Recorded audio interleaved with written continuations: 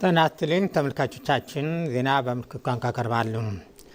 የኢትዮጵያ ጉዞ ከዚህ በኋላ መስቀለኛ ሳይሆን ቀጥ ያለና ርቱ የሆነ የእድገት የህብረት መንገድ መሆኑን ፕሬዝዳንት ታዬ አጽቀሥላሴ አስታወቁ።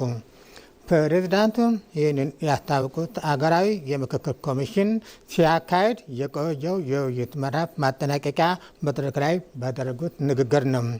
ፕሬዝዳንት ታዬ እንዳሉት ለዘመናት በአንዳንድ የፖለቲካ ሊቃን ዘንድ እንደ ማሟሻ ሲያገለግል የቆየው ኢትዮጵያ መስቀለኛ መንገድ ላይ ነች፣ እንዲሁም ልትፈርስና ልትበተን ነው የሚለው አፍራሽ ትርክት አገራችን በይፋ መሻገሯን ገልጸዋል።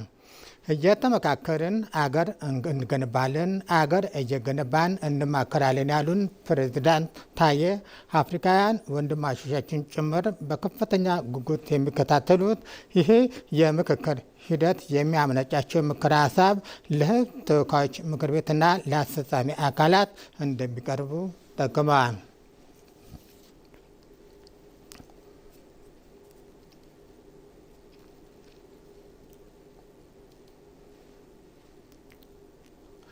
አዲስ አበባን የጤና ቱሪዝም ማዕከል ለማድረግ የሚደረገው ጉዞ የሚያፋጥን ዘመናዊ ኒው ሊፍ ሜዲካል ኮምፕሌክስ በከንቲባ አዳነች አቤቤ ተመርቆ ስራ ጀመረ።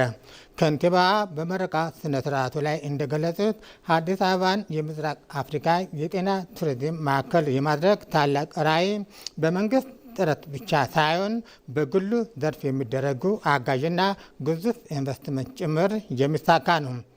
ስራ የጀመረው ኒው ሊፍ ሜዲካል ኮምፕሌክስም የዚሁ አገራዊ ራዕይ አካልና ተጨባጭ ማሳያ መሆኑን ከንቲባ አዳነች ገልጸዋል።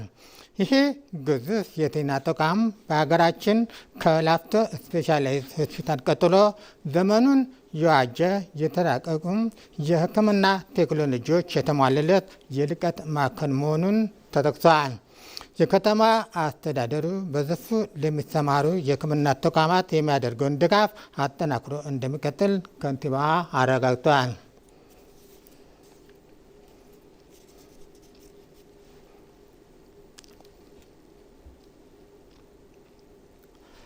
የልዩ ዘመቻዎች ማሰልጠኛ ማዕከል ለ45ኛ ጊዜ ያሰለጠናቸውን ጽናት ኮርስ መሰረታዊ ኮማንዶችን አስመረቀ።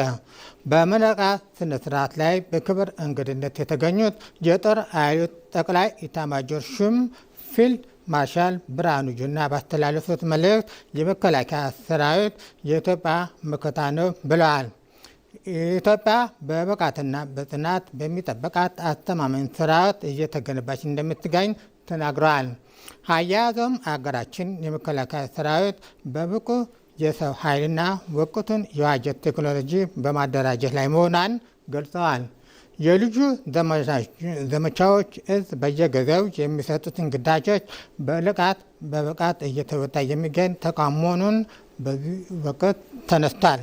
እዙ ግዳጁን በላቀ ብቃት ለመፈጸም አቅምን ለመገንባት ወደ ማሰልጠኛው የሚገቡ ወታደሮች ወቅቱን የዋጀ ስልጠና እንዲያገኙ በማድረግ ላይ ይገኛል።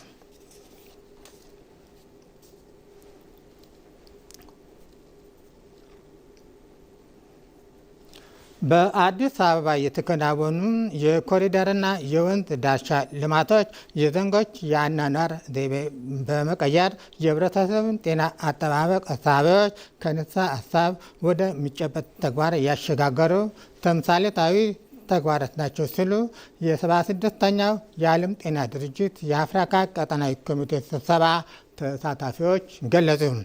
የስብሰባው ተሳታፊዎች ይህንን ያሉት ከአድዋ ድል መታሰቢያ አንስቶ እስከ ጊዮን ሆቴል ድረስ ባደረጉት በኮሪደርና ወንዝ ዳርቻ ልማት መስመሮች የአካል ብቃት እንቅስቃሴና የእግር ጉዞ መርሃ ግብር ላይ ነው። ተሳታፊዎች አክሉም ጠቅላይ ሚኒስትር አብይ አህመድ የህዝብ ጤና የሚጠበቀው በጤና ተቋማት ብቻ ሳይሆን የከተሞች አኗኗር ዘይቤ የሚቀይሩ እንደ ኮሪደርና ወንዝ ዳርቻ ልማት ያሉ መሰረተ ልማት ላይ የሰጡት ትኩረት ለዜጎች ጤና ያላቸውን ቁርጠኝነት የሚያሳይ ስለመሆኑን ገልጸዋል።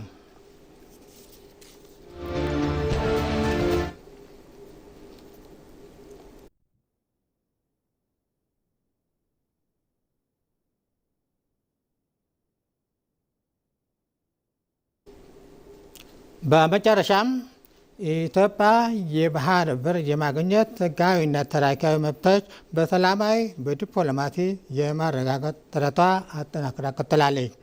በአፍሪካና ቀጠናዊ ተፎካካሪነት የኢኮኖሚ እድገትና የጂኦፖለቲካ ለውጦች ባለበት በዚህ ወቅት የኢትዮጵያ የባህር በር ጥያቄ የብሔራዊ ሕልውና የረጅም ጊዜ ልማት መሰረት ሆኖ ቀጥሏል። ከ130 ሚሊዮን በላይ ሕዝብ ያላት በአፍሪካ በቅደም ቀደም የሚጠቀሱት ፈጣን የኢኮኖሚ እድገት የሚያስመዘግቡ አገራት አንዷ ነች።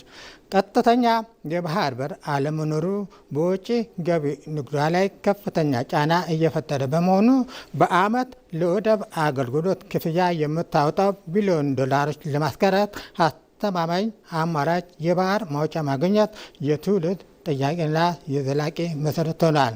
ሀገራችን የምትከተለው ዲሞክራሲያዊ አካሄድ በጋራ ተጠቃሚነትና በጎረቤት አገራት መካከል ዘላቂ ሰላም በማስፈን መርህ ላይ የተመሰረተ ነው።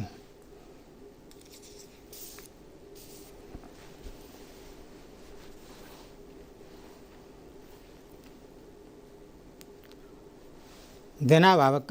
ከቀሪ ፕሮግራሞቻችን ጋር መልካም ቆይታ።